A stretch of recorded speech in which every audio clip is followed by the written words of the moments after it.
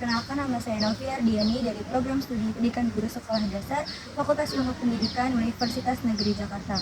Di sini saya akan membahas terkait kasus kekerasan seksual yang dialami oleh guru di Raja Ampat yang dilakukan oleh muridnya sendiri.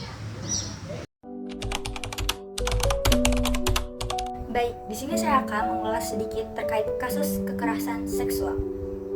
Dari sumber yang telah saya baca, terdapat siswa yang ingin melakukan percobaan pemerkosaan terhadap gurunya sendiri yang terjadi di Kabupaten Raja Ampat, Papua Barat Daya. Aksi tersebut terjadi di rumah dinas korban di distrik Wegea Utara pada Kamis 14 November pada sekitar pukul 1 waktu Indonesia Timur. Dari kasus tersebut terdapat faktor yang melatar belakangi kasus tersebut. Siswa berinisial LS ini diduga menjadi penjahat kambuhan.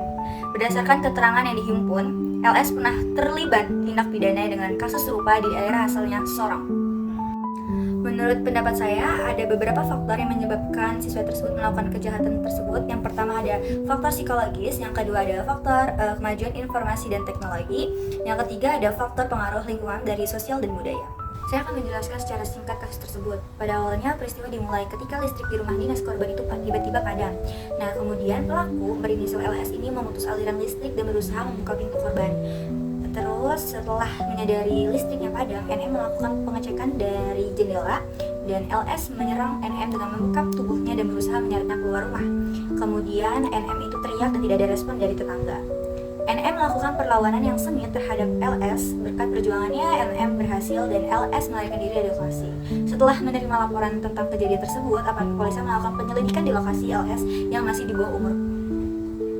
Kemudian NM mengalami trauma akibat insiden tersebut dan saat ini sedang menjalani pendampingan psikologis sambil dimintai keterangan oleh pihak kepolisian. Dari hasil pemeriksaan awal, LS ini diduga merupakan penjahat kambuhan yang pernah terlibat dalam kasus serupa di daerah Sorong. Dari permasalahan yang sudah saya identifikasi, menurut saya ada beberapa solusi yang dapat dilakukan. Kasus ini sangat penting dan tidak dapat ditoleransi. Solusi yang pertama adalah sudah pastinya kita akan melaporkan tindakan pelaku terhadap pihak yang berwajib. Kemudian pelaku harus mendapatkan hukum yang tegas dan melibatkan lembaga perlindungan anak untuk mendampingi hukum atau korban. Selanjutnya, pelaku harus dikeluarkan dari sekolah tanpa ada toleransi apapun.